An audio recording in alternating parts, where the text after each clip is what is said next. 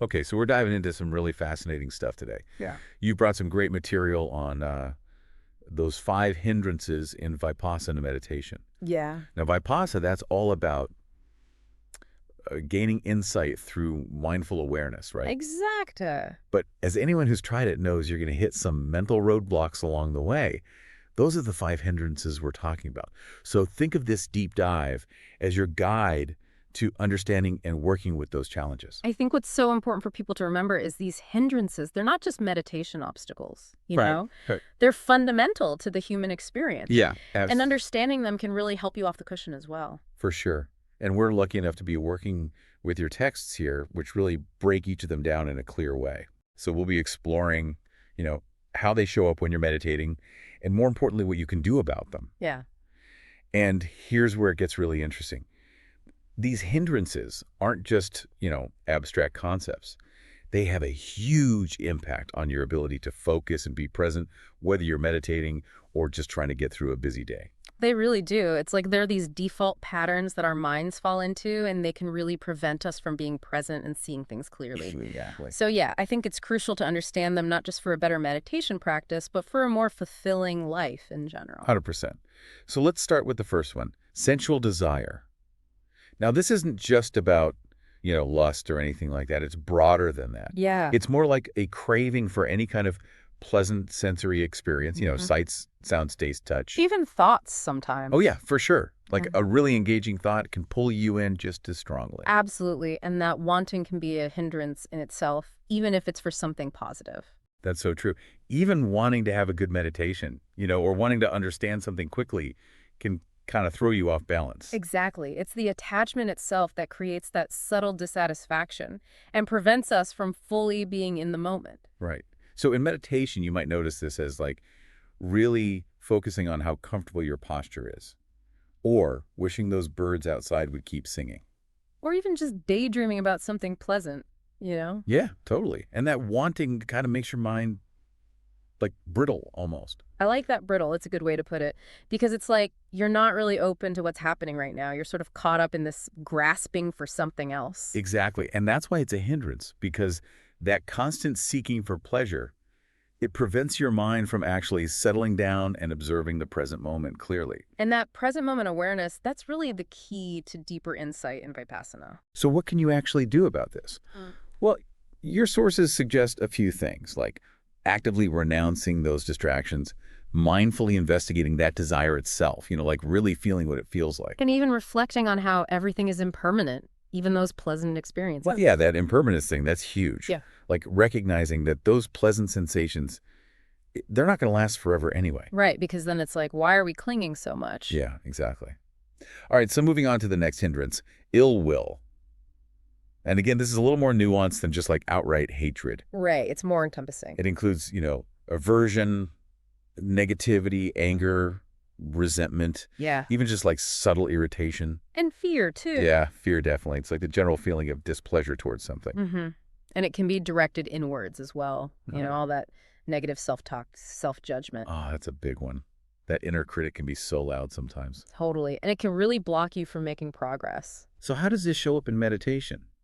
Well, it could be getting annoyed by sounds, like a car alarm going off, or being frustrated with your own body like an itchy nose or a sore back. Or just that voice in your head saying you're doing it wrong, you're not good enough.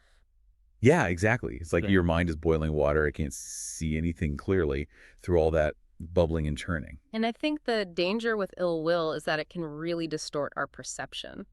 How so? Well, it makes it hard to see the interconnectedness of everything, that sense of shared humanity that Vipassana emphasizes. Makes sense. And it can also blind us to the potential for peace and kindness that's always there within us. So how do we work with this? Your sources point to cultivating loving kindness and compassion as the main antidotes. Yeah, those are really powerful practices. And it's not just about, being nice to other people. It's about extending that same kindness and understanding to yourself as well. Totally.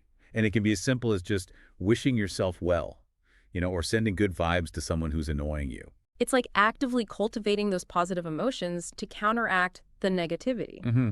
And your sources also mention forgiveness as a key tool here. Right, forgiveness both for ourselves and for others, and that can be a really challenging practice, but it's so freeing. Absolutely. Okay, so let's move on to the next hindrance, sloth and torpor.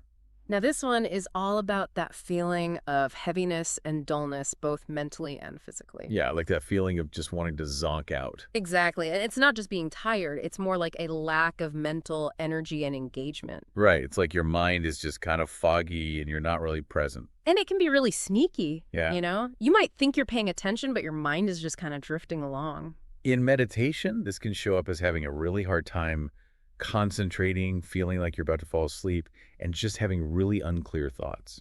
It's like trying to see through muddy water, you know? You can't really make anything out. Exactly. And your sources emphasize that this really prevents you from learning and growing because you're just not fully there. Right, you're missing out on the opportunity to gain insights and cultivate wisdom. So what can you do to combat this? Well, your text suggests some really practical things, like changing your posture. Mm. You may be sitting up straighter or even standing up. Yeah, or even just going for a quick walk to get some fresh air. And visualization can be helpful too, like imagining a bright light or a sense of energy filling your body. And sometimes just reminding yourself of why you're meditating in the first place can be enough to shake you out of it. Absolutely. And thinking about the preciousness of life, you know, and how quickly it passes, that can really help to wake you up. So true. Okay, moving on to the next hindrance, restlessness and remorse. Ah, this one is all about that mental agitation, you know, the worry, the regret, all those should haves and could haves. Yeah, it's like your mind is a washing machine just going round and round. Exactly. And restlessness is that inability to calm down, you know, that feeling of always being on the go mentally. And then remorse is that dwelling on the past, Yeah. beating yourself up over mistakes or missed opportunities. And those two, they often go hand in hand. They do. So how does this manifest in meditation? Well, you might find yourself constantly fidgeting, or your mind might be racing with thoughts about the future or the past. Or you might just feel generally agitated and uneasy.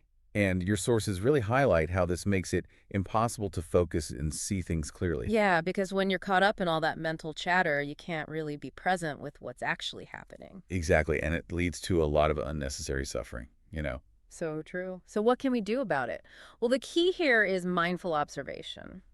Just noticing those thoughts and feelings without getting swept away by them. Right, it's like watching those thoughts go by like clouds in the sky. And gently bringing your attention back to the present moment over and over again. And cultivating a sense of contentment with what is, rather than always striving for something different. And forgiveness is crucial here too, both for ourselves and for others. Absolutely. Yeah. Okay, so on to the last hindrance, doubt. This one can be really tricky because it's about that uncertainty, about the practice, the teachings, even your own ability to progress. Yeah, it's like that nagging feeling of, am I doing this right?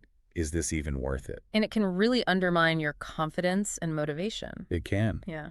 So in meditation, this might sound like, is this really working? And maybe I'm not cut out for this. Or just questioning everything, you know, the teachings, the techniques, the whole path. And as your sources point out, this kind of doubt, it prevents you from fully engaging with the practice and reaping the benefits. Because if you don't really believe in what you're doing, you're not going to put your whole heart into it. That's so true.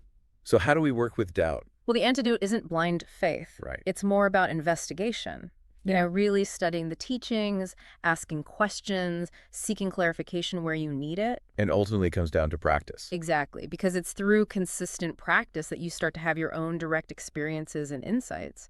And that's what really dispels doubt. It's like you have to see for yourself. You do. So what does all this mean for you, the listener? Well, these 5 hindrances, they're a natural part of the human experience. Totally. But by understanding them, you're not at their mercy anymore. You can actually start working with them. Exactly. And your sources emphasize that recognizing them early is key, you know, before they really take hold.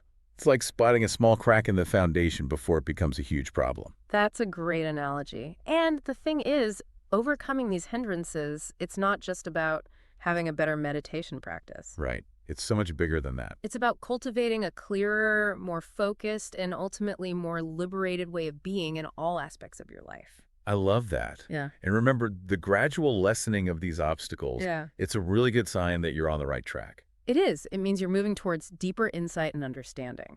So here's a question for you to consider now.